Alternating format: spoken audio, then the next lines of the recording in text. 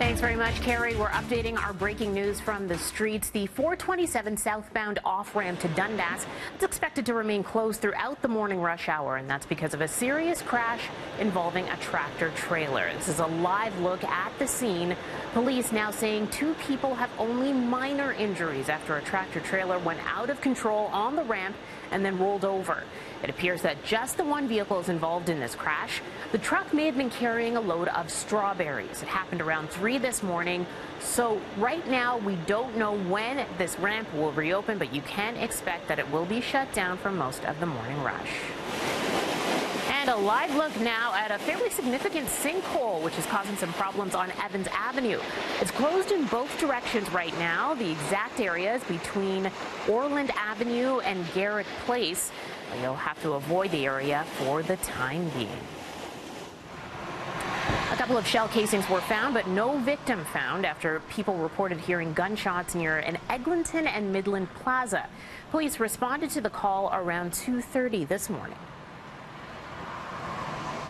A man is in hospital recovering from serious injuries. It's after being hit and then pinned by a TTC streetcar last night. Some careful work was needed by emergency crews to free the trapped man after he was struck when he walked out between 2 parked cars and into the path of the streetcar. It happened around 10:30 last night on Queen near Gladstone. The victim's injuries are said to be serious, but he's expected to recover. Sweeping change to Ontario policing laws introduced at Queen's Park, and they include the ability to suspend officers without pay in certain circumstances. The legislation includes more strength and transparency for the bodies that oversee the province's police systems. Now, for example, it would require the Special Investigations Unit, one of the province's oversight agencies, to report publicly on all of its investigations and release the names of the officers charged. The new act will also clearly define police responsibilities, as those then can only be performed by an officer, but those regulations still have to be written. Those could include defining where it would be appropriate to use non-police personnel, such as at construction sites. The proposed changes would be the first for Ontario's Police Services Act in more than 25 years.